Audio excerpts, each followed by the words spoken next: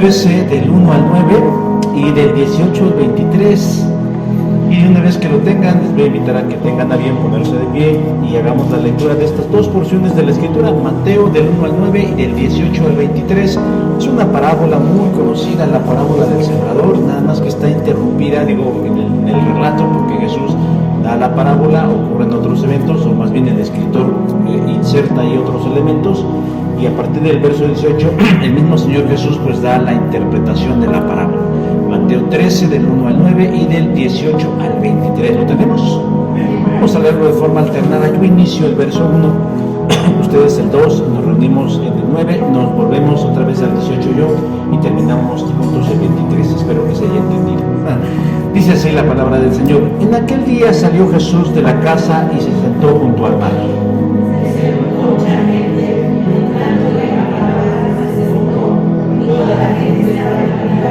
Y les habló muchas cosas por parábolas, diciéndoles: he aquí el sembrador salió a sembrar. Y mientras sembraba, parte de la semilla cayó, y vinieron las aves y la comieron. Pero parte cayó en pedregales donde no había mucha tierra, y brotó pronto, pero porque no tenía profundidad de la tierra.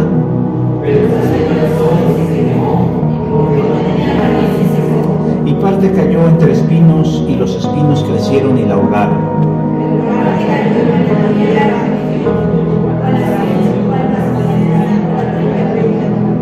El que tenga oídos para oír, oiga. Oíd pues vosotros la parábola del sembrador.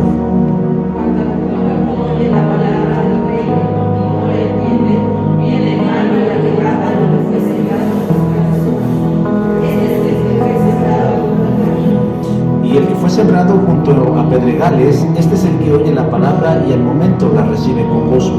Pero no tiene raíces en sí, sino que es por la educación, pues también la aflicción para la persecución a causa de la palabra, luego tropieza. El que fue sembrado entre espinos, este es el que oye la palabra, pero el afán de este siglo y el engaño de las riquezas ahogan la palabra y se hace infructuosa. Todos, mas el que fue sembrado en buena tierra, este es el que oye y entiende la palabra y da fruto y produce a 100, a 60 y a 30 por uno. Amén. Pueden tomar su lugar.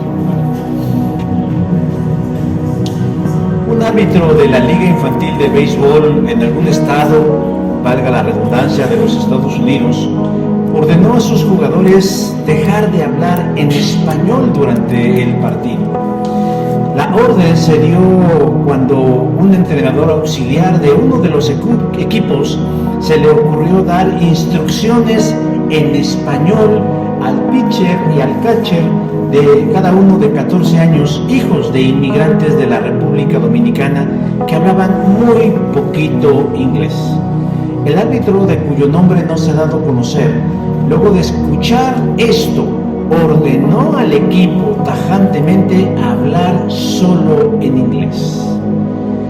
Esto, según el entrenador titular del equipo, desmoralizó a los niños al punto de perder interés en el juego y dejarse derrotar por sus contrincantes.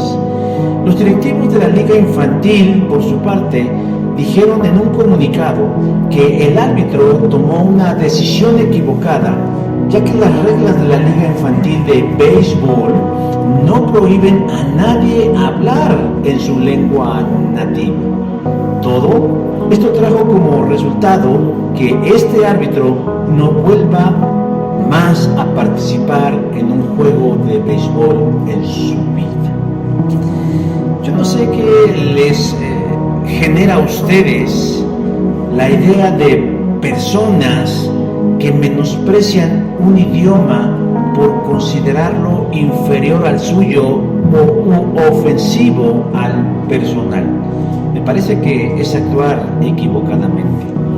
Pero lo mismo sucede con el lenguaje de Dios, porque aunque está escrito ya en español la Biblia, a muchos no les gusta escuchar lo que Dios tiene que decir, ya sea porque les parece difícil de entender o porque los confronta con aspectos de su vida con los cuales están muy a gusto, pero que delante de Dios no están bien.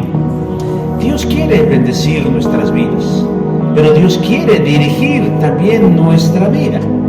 No obstante, no todos respondemos de la misma manera a la dirección divina. Unos responden inmediatamente, afirmativamente, otros apasionadamente, algunos más con indiferencia, y también los hay quienes de plano rechazan todo lo que tenga que ver con Dios. Jesús tiene un deseo en su mente y en su corazón, y es que nosotros nos dejemos guiar por Él para que tengamos una vida con sentido y con propósito. Y la manera en la que Él ha elegido guiar nuestro camino es a través de sus palabras, es decir, a través del documento escrito, el cual nosotros conocemos como la Biblia. Dios habla al ser humano, y el ser humano tiene que abrir sus oídos para poder entender y más bien recibir el mensaje de Dios. Dios nos da instrucciones, nos da consejos, nos da ánimo, fortaleza y, ¿por qué no?, reprensión, mandamientos y dirección. Pero como decía hace un momento, ¿cómo respondemos nosotros a la instrucción divina? El texto nos dice que de diferentes maneras. No todos respondemos de la misma forma, y al menos el pasaje que acabamos de leer nos dice que hay 4 maneras de responder a las palabras que Dios tiene para nosotros. 3 de manera negativa y 1 de forma positiva. Pero la pregunta es, ¿de qué depende la respuesta al mensaje de Dios? Y en este mes del amor y de la amistad, donde se enfatiza tanto el corazón, déjeme decir que de eso depende, de nuestro corazón. Depende del tipo de corazón que nosotros tengamos, la manera en cómo respondamos al mensaje de Dios. Porque si tenemos un corazón dispuesto, obviamente nuestra respuesta será distinta a si tenemos un corazón cerrado y duro a la voz de Dios. Jesús, quien en esta mañana nos enseña precisamente el tipo, o más bien los diferentes tipos de corazón que existen en las personas, lo hace a través de una forma muy didáctica y pedagógica. ¿Cuál? A través de la parábola, en donde nos muestra la condición interna de diferentes tipos de personas, diciéndonos cuáles son las que no nos convienen y cuáles son las que más nos edifican. Y es precisamente a través de esta parábola del sembrador donde Jesús nos lleva a identificar la importancia de tener un buen corazón a las palabras que nacen de su mente y de su corazón. Pero como toda parábola, tiene elementos y personajes que debemos identificar para no perdernos en la alegoría, en la metáfora o en la ilustración, sino captar el mensaje claro que el Señor tiene para nosotros. Por ejemplo, en este caso hay 4 elementos y personajes en la parábola del sembrador. La primera es el sembrador, que en este caso puede ser Dios mismo o un instrumento que Dios use para hacer llegar su mensaje. La segunda, la siembra, el momento en el que somos confrontados o puestos en contacto con las palabras del Señor. La tercera, la semilla, la palabra misma de Dios. Y 4, el terreno o la tierra, que representa la mente y el corazón del ser humano. Pero en esta hora, en este día, siendo casi las 12 del día, hagámosle una pregunta al pasaje y permitamos que el pasaje nos dé 4 respuestas fundamentales. La pregunta es, ¿cómo es tu corazón? ¿Cómo es el corazón que tienes? Y el pasaje nos da una primera respuesta. Hay una primera respuesta diciendo que hay quien tiene un corazón duro como piedra. ¿Dónde dice eso? Verso 19, cuando dice, cuando uno oye la palabra del reino y no la entiende. Jesús es un maestro por excelencia, ¿Por qué? Porque sabe utilizar métodos y herramientas para tratar temas profundos y relevantes para nuestro beneficio. Y uno de ellos son las parábolas.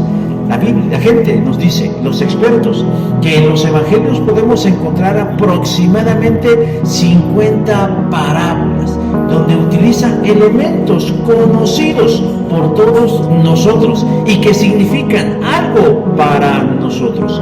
En este momento Jesús quiere enseñarle a las personas un aspecto importante de su vida, cómo responden ellos a la palabra que Dios trae a sus corazones. En algún momento Jesús quiso enseñarle a los doctores de la ley, pero estos desecharon sus palabras e hicieron oídos sordos a sus dichos. Pero siempre habrá quien quiera escuchar lo que Dios tiene que decir, porque siempre habrá alguien que tenga una inquietud en la mente y en el corazón.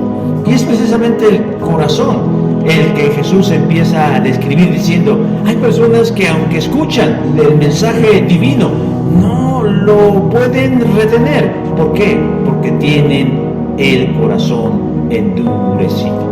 Ya dijimos cuáles son los elementos de la parábola y nos empieza a decir que salió alguien a sembrar semilla en diferentes tipos de terreno, en donde él aventó la semilla, y nos empieza a decir que cayó parte de la semilla en un tipo de terreno que no era precisamente el mejor. ¿Cuál es? Dice ahí verso número 5, una parte cayó entre pedregales.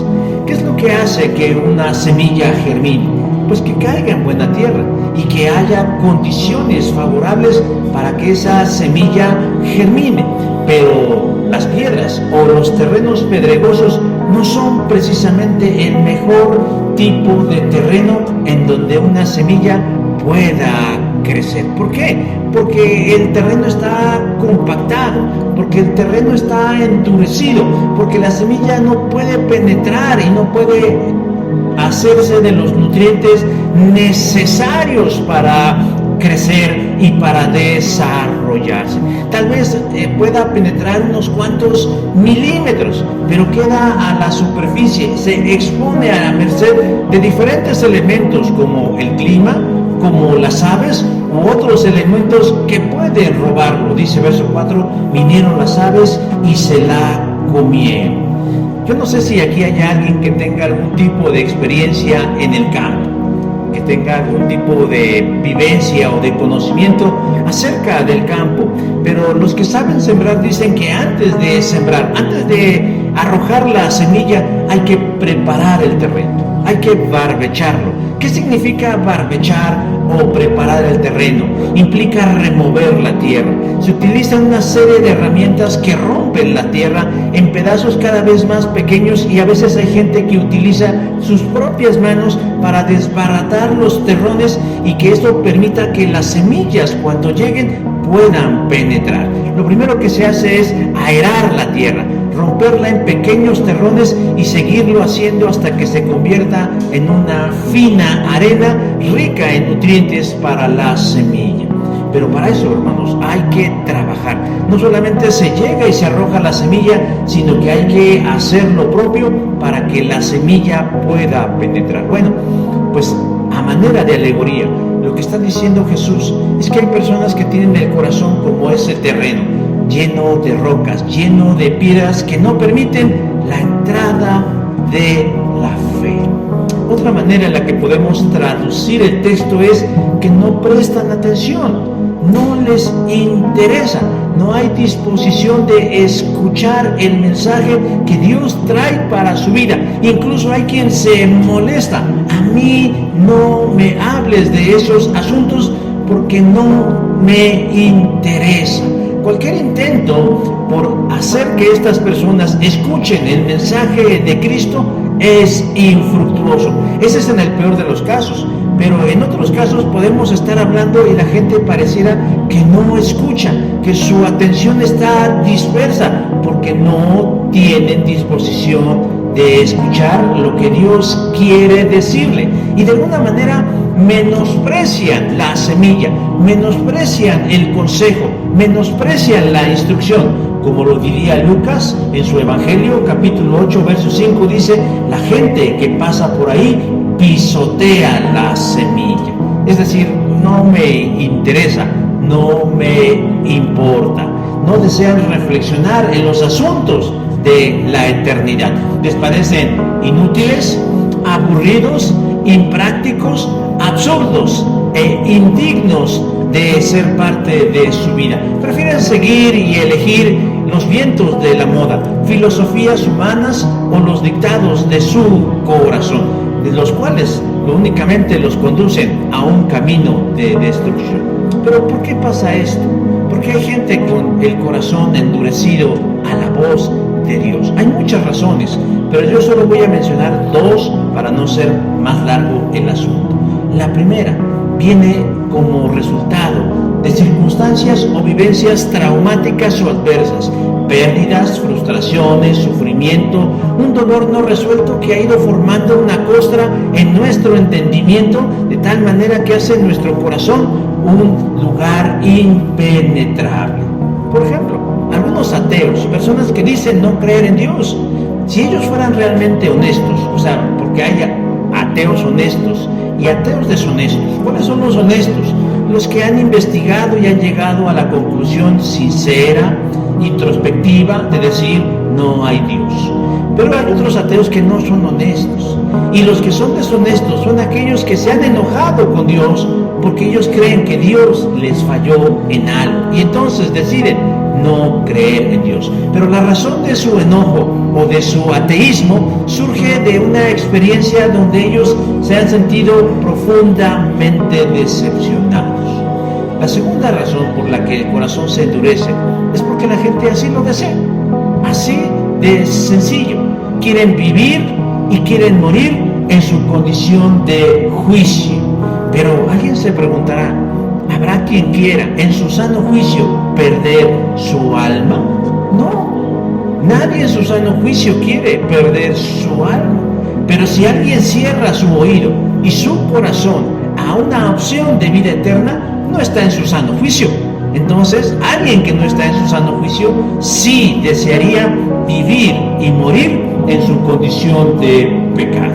Y aquí hay dos elementos importantes. Uno, el que juega el enemigo, el diablo, Satanás, quien busca y observa el corazón de las personas y les roba la semilla. Dice ahí el texto que vinieron las aves y se la comieron. Una alegoría para decir que hay quien viene y se roba esa semilla. El diablo viene y roba muchas veces la semilla que se siembra en el corazón de las personas, cumpliendo la misión que Jesús dijo que cumplirían. Porque el diablo vino ¿a qué? A robar, a matar y a destruir. Juan capítulo 10, verso 10. Pero además de robar la semilla, el diablo cumple otra tarea importante, que es la de mantener cautivo el entendimiento de la gente. ¿Para qué? Pues para que no le resplandezca la luz del Evangelio. Hace un rato en nuestra clase de doctrina, a la cual están todos cordialmente invitados, el hermano nos hablaba acerca de un aspecto importante, de la revelación. Y nos decía, ¿qué es revelación? Decía en términos muy sencillos, quitar el velo o dar a conocer. Eso es una revelación. Y nos hablaba de la revelación general, de la revelación que cualquier ser humano tiene acceso. Darnos cuenta a nuestro alrededor que hay la existencia de un Dios divino. A eso se le llama teísmo. El teísmo es que cualquier persona, sin la necesidad de la Escritura, sin la necesidad de Jesucristo, puede saber que existe un ser supremo. En nuestra clase de apologética descubrimos los argumentos teístas, es decir, se puede comprobar a través del argumento cosmológico de Kalam y a través del argumento cosmológico de Tomista que Dios existe. Pero eso es una revelación general. Para que nosotros podamos conocer a Dios por nombre y apellido, necesitamos, requerimos de manera indispensable e imprescindible de una revelación sobrenatural. Cuando Jesús estaba con sus discípulos, ellos le escuchaban, y yo estoy seguro que muchas veces le pasaba como a muchos de nosotros, que no entendemos ni jota.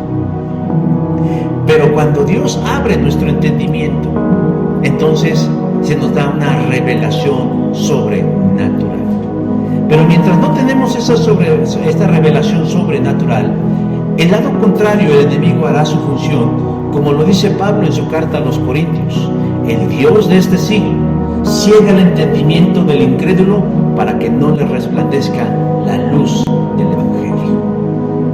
Y entonces el corazón se endurece. Por más buenos que sean los deseos de Dios, por más atractiva y jugosa que sea la oferta de salvación, habrá gente que no la quiera. Y eso es algo que nosotros debemos aceptar. Para entender esto un poquito mejor, les voy a contar una historia breve. Se cuenta que un hombre ebrio llegó a una bodega, de estas que venden comestibles, y de pronto miró en uno de los estantes un pedazo de jabón, una pieza de jabón, y le dijo al dependiente: dame por favor un poco de ese queso, te voy a pagar el trozo que te compre de ese queso. El dependiente se quedó sorprendido y lo miró y le dijo: amigo, eso no es queso, eso es jabón. El borracho le dijo: es mi dinero, y yo hago con mi dinero lo que me venga en gana, así que dame de ese queso. Caballero, yo no le puedo discutir lo que hace con su dinero. Lo que quiero decirle es que lo que usted cree que es queso es jabón, le dijo el dependiente. No me importa, dijo el borracho, dame de ese queso. Y así estuvieron discutiendo largamente hasta que por fin el dependiente se dio por vencido y le cortó un pedazo de jabón y le dijo al borracho, entregándoselo: tome, aquí está su queso. Entonces el borracho comenzó a comerlo y entonces le empezó a salir espumarajos de la boca y atinó a decir: sabe a jabón, pero es queso. Muchas veces, mis hermanos, hay quien se quiere hacer sordo deliberadamente ante la evidencia contundente de lo que tiene entre sus manos, diciendo es queso, y está tragando jabón. Pues que traguen jabón. Si lo que quieren comer es jabón, pues que coman jabón. Pero aún pese a todo esto, Dios es amoroso y misericordioso. Y Dios hará lo que esté de su parte para que la gente que quiere comer queso, pero en realidad está comiendo jabón, se abra su entendimiento y puedan acceder a la gloriosa bendición de la vida eterna. ¿Cómo? Pues Dios puede utilizar varias herramientas. Una de ellas, el quebrantamiento. Dice Jeremías 23:29, ¿no es mi palabra como fuego, dice Jehová, y como martillo que romperá la piedra? A veces la vida nos lleva por caminos de pérdidas enormes para que nuestro corazón se ablande y pueda permitir la entrada del mensaje que Dios tiene para nuestra vida. El segundo tipo de corazón del que nos habla el pasaje es el tipo de corazón cobarde. Verso 21 dice: es de corta duración, pero al venir la aflicción tropieza. No me entienda mal, no es peyorativa mi alusión a un corazón cobarde, sino más bien es descriptiva. O sea, es decir, ¿qué es un cobarde? Pues alguien que huye. Y todos en algún momento hemos sido cobardes. Pero hay quienes hacen de la cobardía una manera de vivir. Jesús lo ilustra así, dice: parte cayó en pedregales, donde no había mucha tierra, y brotó pronto, porque no tenía profundidad en la tierra. Pero salido el sol, se quemó, porque no tenía raíz, y se secó. En cada uno de los casos se siembra la misma semilla. Es el mismo sembrador el que lo hace, pero los resultados son distintos. Ya dijimos por qué. No por la semilla y no por la técnica, sino por el terreno donde es sembrada. En este caso dice que cayó también en un terreno con poca profundidad. Pero a diferencia del anterior, aquí sí dio una poquita de raíz. Sí alcanzó a agarrarse de un pedacito de terreno. pero dice ahí que llegaron momentos difíciles que hicieron que se secara. Es decir, esta semilla sí alcanzó a afianzarse, sí alcanzó a pegar, como dice comúnmente la gente. Tomó los nutrimentos necesarios y empezó a fructificar, empezó a eclosionar, así se dice. Se rompió la semilla y eclosionó la planta y empezó a crecer poquito a poquito. No porque hubiera una maldición en contra de esa semilla, sino porque el terreno no era muy bueno, no había elementos suficientes, pero bueno, como sea, frijoles y sopa a veces es lo que nos mantiene vivos. Y bueno, empezó a crecer, pero débil. La explicación que da Jesús es que dice que esta semilla, al igual que las otras, es cuando una persona escucha la palabra igual que cualquier otro, y que de primera instancia la recibe y sí se afianza, se ancla en el corazón, porque hay un gozo genuino en quien la recibe, pero es de corta duración. Dura muy poquito, dura brevemente la vida del fruto de esa semilla. ¿Por qué? Porque aunque había poca tierra, tomó nutrientes, pero el fruto es bastante endeble, bastante flaco, bastante ñango, ¿no? Bastante chirgo, y bueno, pues no se puede sostener de pie ante cualquier viento, cualquier amenaza, cualquier corriente de agua, la podría arrancar con facilidad. ¿A quién de aquí no nos tocó realmente en nuestra educación primaria el famoso experimento del algodón y las semillas? Realmente, si nosotros traemos a la memoria ese experimento que nos hacían hacer en la escuela primaria, recordemos cuán frágil eran esas plantitas. Realmente se veían tan débiles, nos maravillábamos ante el hecho de la germinación, pero la verdad es que decíamos, no hombre, esta si le cae un aguacero, pues desaparece. Es más, podríamos hasta soplarle y algunas volaban, pero eso nos habla de lo frágil, de lo débil, de lo endeble, de lo enclenque, de lo chirgo del fruto. Bueno, pues eso es lo que el Señor Jesús nos está diciendo. Ese tipo de terreno, ese tipo de semilla, ese tipo de situación es débil, porque si llega cualquier corriente de aire o de agua, la arranca con facilidad. Ahora, en la práctica, ¿qué significa esto? Que cuando aparece la adversidad y la aflicción, un corazón de esta naturaleza inmediatamente se desbarata, inmediatamente se deshace, inmediatamente se achica. Hay quien dice que carácter no es lo que decimos que somos, sino lo que demostramos cuando estamos en una crisis. A la gente le gusta andar cacareando por el mundo diciendo, yo tengo mucho carácter. Y lo único que tienen es mal carácter, porque son enojones y gritones. Pero eso no es un fuerte carácter. Eso solamente es alguien que está enojado o enojada con la vida. Porque el carácter es aquel que se demuestra cuando viene la prueba, la adversidad y la aflicción, cuando vienen las pérdidas. ¿Cómo respondes cuando se te va todo lo que tienes y por lo que has trabajado en tu vida? Cuando las cosas se salen de control, ¿inmediatamente explotas? ¿Inmediatamente avientas sapos y culebras? Bueno, eso reflejaría únicamente un débil carácter. Pero aquel que sabe actuar con sabiduría, con serenidad, con inteligencia y con astucia en medio de la crisis, ese tiene un gran carácter. Lo que Jesús nos está diciendo es que a todos nos puede pasar, y a todos nos pasa, que llegarán aflicciones en nuestra vida. ¿Y qué pasa?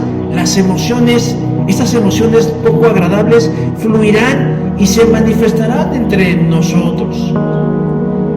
Y puede ser que eso determine nuestro andar o nuestro abandono de la fe en Cristo. En una lección del plan maestro del discipulado cristiano, se dedica al control o el manejo de las emociones. Y para empezar dice, no existen emociones buenas ni emociones malas, son emociones, pero lo que sí existe son emociones agradables y emociones no agradables. Pero al final de cuentas, emociones. Una de ellas es el miedo. El miedo es una emoción o un sentimiento natural en el ser humano y que tiene dos acepciones. La primera, una acepción positiva, porque el miedo puede salvarnos la vida. Si yo no tuviera miedo, yo agarraría un cuchillo por el frente y lo apretaría con mis manos. Pero como soy temeroso y lo traduzco en precaución, lo tomo con cuidado del mango y lo utilizo con cuidado. Por miedo o temor o cierto temor, yo no acelero un automóvil a más de 200 kilómetros por hora porque eso implicaría un suicidio. Pero porque tengo miedo, yo sabré hasta qué punto puedo manejar la velocidad. Pero hay una acepción negativa del miedo, ese que nos paraliza y nos impide avanzar y crecer, que se convierte en una enorme piedra con la que hay que lidiar para que podamos ir hacia adelante, en donde puede ser que hasta nos autoboicoteemos por temor. Las piedras en este terreno del corazón, junto con el sol, junto con las aves, determinan el tamaño de nuestra raíz. Si nosotros tenemos una raíz pequeña en la fe, porque nuestra tierra no es buena, será insuficiente para sostenernos cuando vengan los problemas, cuando vengan las dificultades, cuando vengan las adversidades. Necesitaremos algo más que el miedo para sobrevivir. Muchas veces, una de mis películas favoritas, mexicana, por cierto, no soy muy afecto al cine mexicano actual, pero una de mis películas favoritas se llama Una familia de tantas, y es el retrato de una familia típica mexicana, pero para mí es una oda a la valentía, en donde habla de una familia compuesta por un padre que es un tirano implacable, un hombre duro, rígido y estricto a más no poder. El resto de la familia, esposa e hijos que viven con un miedo constante, con una ansiedad constante. Y de pronto, uno de sus integrantes, la más joven, casi la más joven de ellos, se enamora, encuentra al amor de su boda, al amor de su vida. Y entonces, a escondidas, empieza a mirarse con este hombre y empiezan a hacer planes de la vida. Pero hay algo que a ella le sorprende de él, y es que él parece que no tiene miedo. No le tiene miedo a la vida, no le tiene miedo a su padre, porque él quiere hablar con el padre y él no tiene miedo. Y llega a tal punto su inquietud que le pregunta: ¿pues qué usted no tiene miedo? Porque le hablaba de usted. Y él le contesta: sí tengo miedo, pero he aprendido a sobreponerme y ser valiente. ¿Qué es una persona valiente? Una persona valiente no es aquella que no tiene miedo, sino es aquella que, aunque tenga miedo, se atreve a seguir adelante. Un corazón cobarde se goza de la palabra, la recibe con agrado, la abraza, la hace suya, pero es tan endeble su corazón que ante el primer problema que se asome en su vida, desaparecerá, se dará marcha atrás, se dará la vuelta y se seguirá en su camino, el lado contrario. Jesús dijo alguna vez en relación a Juan el Bautista que solo la gente valiente y decidida logra formar parte del reino de los cielos. Mateo 11, versículo 24. Porque la verdad, siendo honestos, se necesita ser muy valiente para ser cristiano, para ir en contra de la corriente de un mundo que cada vez más y más pareciera desarrollar un sentimiento anticristiano. El tercer tipo de corazón, del cual nos habla el pasaje, contestando la pregunta de cómo es tu corazón, es un corazón materialista. Versículo 22 dice: el engaño de las riquezas ahoga la palabra.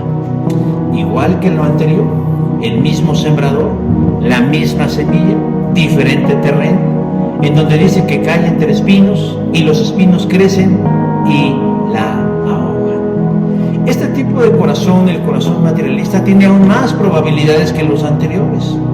Inclusive llega a dar algunos frutos abundantes y bellos. La profundidad del terreno es mayor que el otro. Pero la diferencia es que de pronto se le presentan en el camino ciertas distracciones que lo hacen apartarse del camino. Les voy a dejar un ejercicio, espero que lo hagan. Bueno, quien pueda, ¿verdad? No es a fuerzas. Ahora que usted pueda, vaya al bosque de Tláhuac y se va usted a encontrar una parte en el bosque de Tláhuac donde hay pinos, porque los demás son esos árboles feos, horrorosos, que vinieron a plantar nada más, que le llaman árboles electorales. ¿Cómo se llaman esos árboles? Eucaliptos, esos árboles que no sirven para nada, pero bueno. Pero hay una parte, nada más roban espacio, pero hay una parte del bosque de Tláhuac que tiene pinos, es un espacio pequeño, muy pequeño, donde tiene pinos.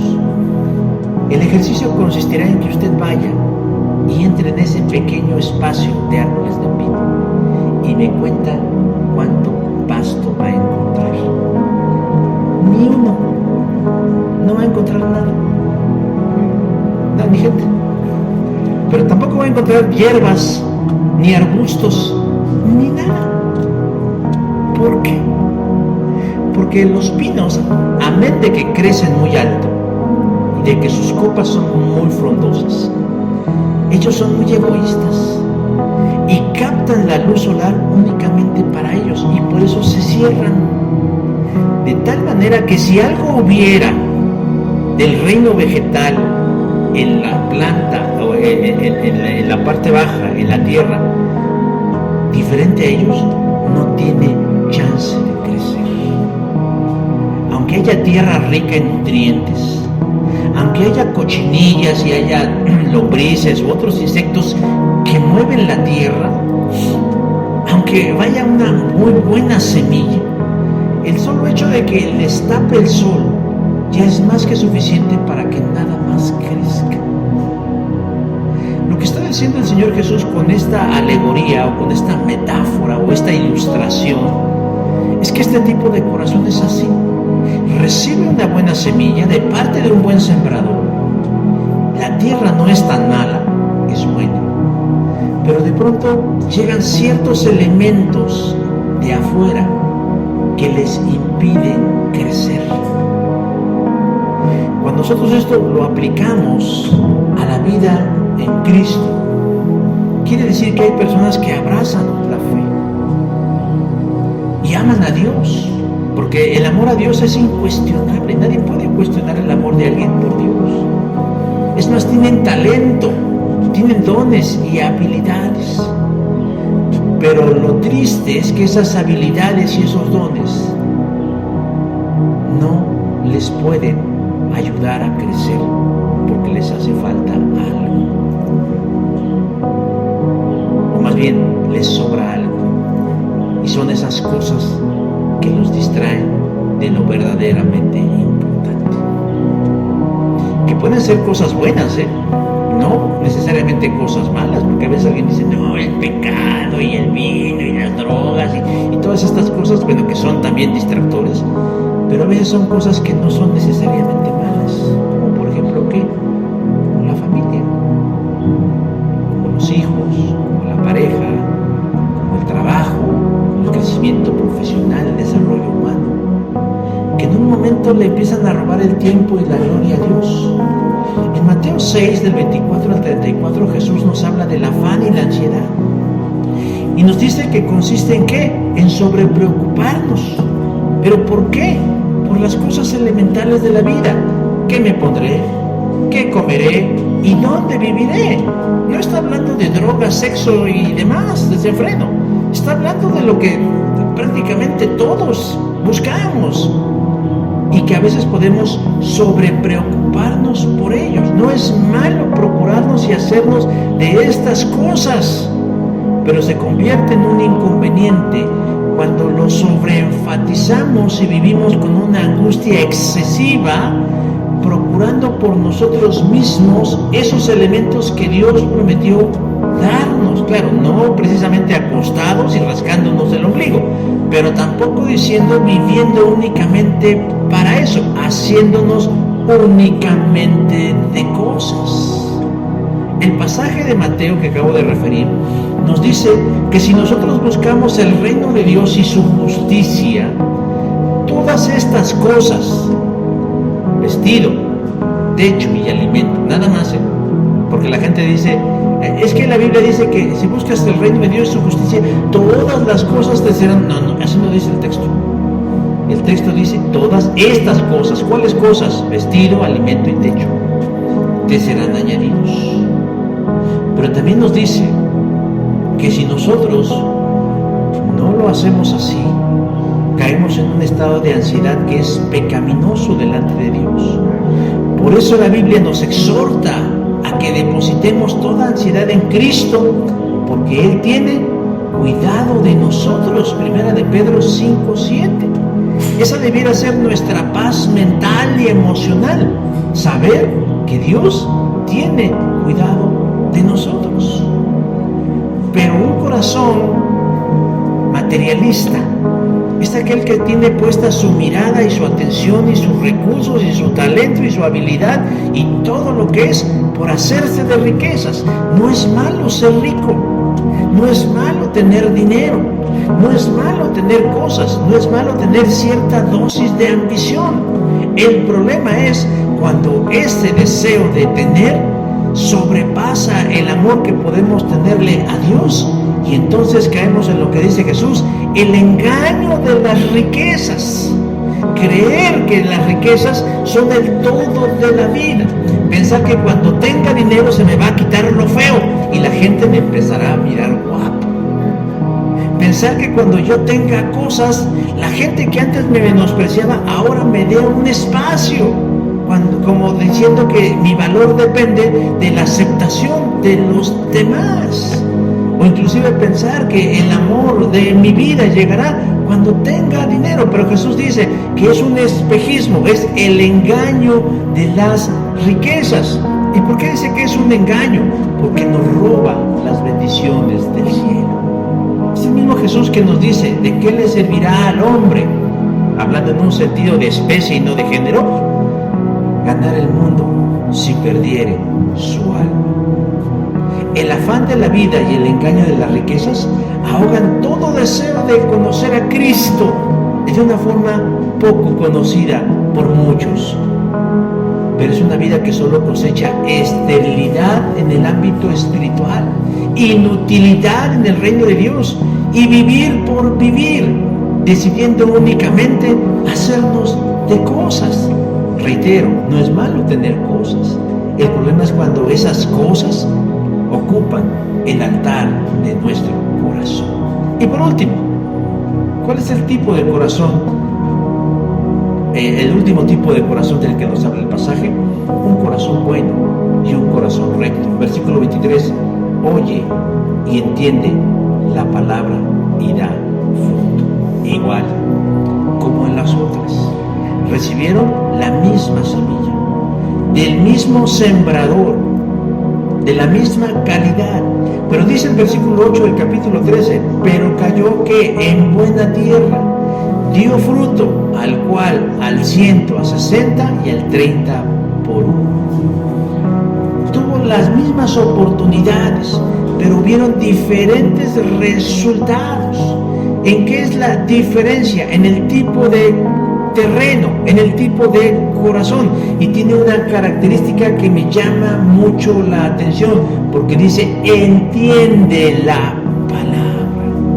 Nuevamente lo que decíamos hace un rato cuando hablamos de una revelación general. Toda la gente, por el puro uso de su razón, puede llegar al descubrimiento que existe un Dios.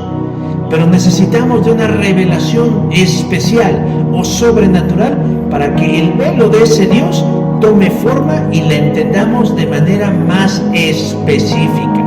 Quien tiene un corazón así, cuando escucha la palabra de Dios, no solamente la comprende en el ámbito cognitivo o mental, sino en el ámbito profundo, diciendo: ahora entiendo lo que Dios quería decirme. Podríamos esto ejemplificarlo diciendo que retiene la semilla, retiene la palabra, un terreno bien trabajado, bien barbechado, desmenuzado como tal, con todas las condiciones bien preparadas, retiene la semilla y permite que eclosione, que se desarrolle y que produzca raíces que se afirmen, que se solidifiquen en ese terreno capaz de soportar cualquier tipo de adversidad que se venga. Es decir, no deja que se vaya de su vida, la mantiene presente en su mente, se encarna con ella, la retiene con todo su ser, es más, lucha por mantenerla en su vida, la hace parte de su vida, evalúa su escala de valores y dice, hoy voy a cambiar, como diría Lupita D'Alessio, voy a ser desviejadero, voy a sacar las cosas viejas de mi vida e implementaré las nuevas que Dios trae en mi corazón. Eso es lo que hace una persona que recibe la semilla, la palabra buena y la implementa en su vida diaria. Penetra en lo más profundo de él, arraigándose y entendiendo completamente el mensaje de Dios. Ahora, aquí hay algo importante, o dos cosas importantes. La primera de ellos es que dice que produce un fruto. ¿Qué dice en el texto? Ahí dice, y parte cayó en buena tierra y dio fruto, cual al 100, cual al 60 y cual al 30 por uno. Es decir, por cada uno producía 30, por cada uno producía 60 y por cada uno producía 100. Es decir, da evidencia, manifiesta que algo ha pasado en ese corazón. Hay cambios, hay crecimiento, hay desarrollo, hay abandono de antiguas maneras de vivir que le perjudicaban, hay transformación, porque todas las cosas que Dios le dice las escucha, pero no como quien oye llover, sino que las pone en práctica en su vida. Pero hay otro elemento también en este buen corazón y tiene que ver con la perseverancia. Dice Lucas 8:15 de este mismo tema, dice, con paciencia produce buena cosecha. La semana anterior yo les decía, creo que sí fue la semana anterior, que muchas veces nos preguntamos si realmente somos hijos de Dios. Y decíamos, ¿cómo puedo saber si yo soy hijo de Dios? Y yo les decía, bueno, una evidencia de saber que soy hijo de Dios es porque amo a mi prójimo. O sea, no porque si me cae bien, no de porque no le estorbo, sino porque realmente hago acciones que benefician a mi prójimo, que realmente busco el bien de los que están a mi alrededor, y no solo mi familia, sino los otros, los que no son mi familia. Otra evidencia, hermanos, de que si somos hijos de Dios es la perseverancia de los santos, es permanecer en el camino, es estar en la línea. Porque muchas veces cuando nosotros vamos en este camino de fe, nos hacemos acompañar de muchas personas, y a veces con tristeza tenemos que decir que de pronto esas personas desaparecen y se van, y de pronto las volvemos a encontrar en ámbitos distintos, haciendo cosas distintas, con una fe distinta, con cosas distintas, y diríamos, ¿cambió?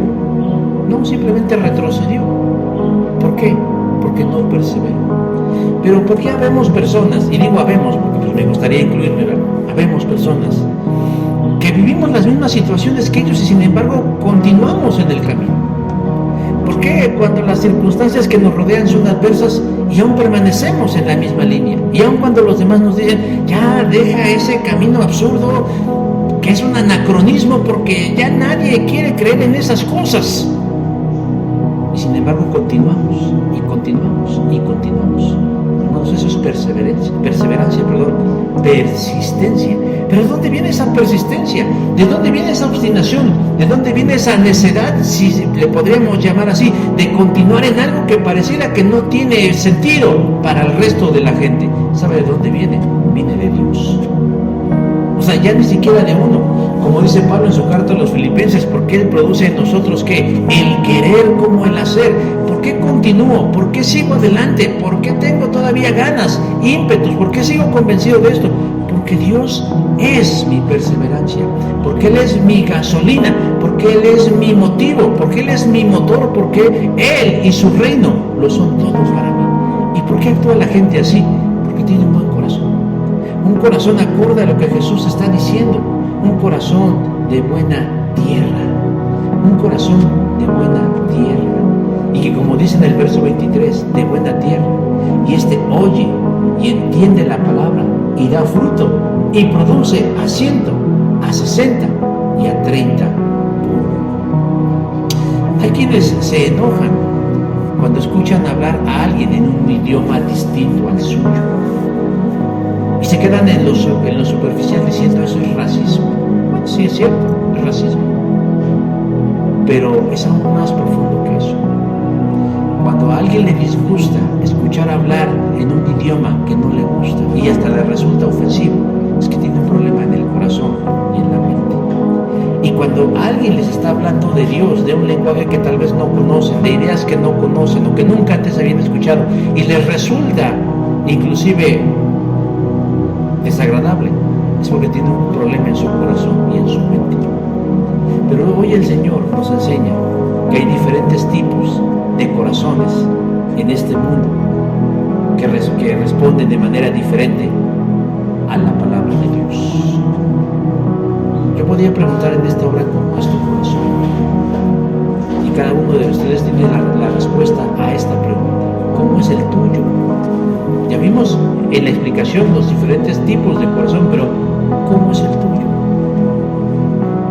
Yo quiero creer que Dios quiere que todos tengamos un buen corazón, que recibamos con agrado, con apertura, con sinceridad y con claridad lo que Él tiene que decirnos.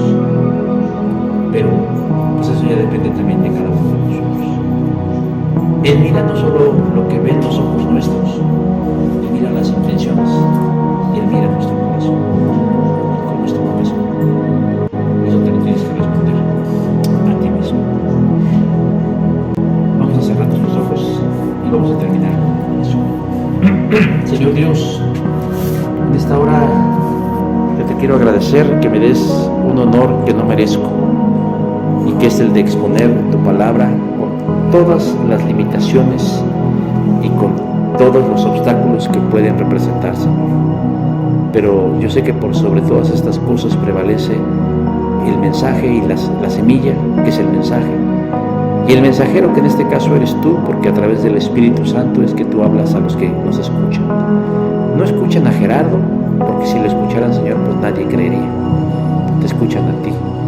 Y por eso en esta hora yo te quiero pedir, Señor, que esa semilla que tú arrojas, que tú siembras, que tú colocas en cada mente y en cada corazón, pueda germinar con un resultado bueno para la persona, pero también para tu reino. Te ruego, Señor, que no haya corazones cobardes, materialistas o duros, sino corazones buenos, tiernos, de buena tierra, Señor, que sirvan, Señor, para que tú halles siempre un oído abierto y un corazón dispuesto para dejarse guiar. Gracias, Señor, por este momento, y bendice las vidas de los que están aquí y de los que escucharán más adelante. Te lo pido en el nombre de Jesús. Amén. Muchas gracias por su atención. Dios les bendice.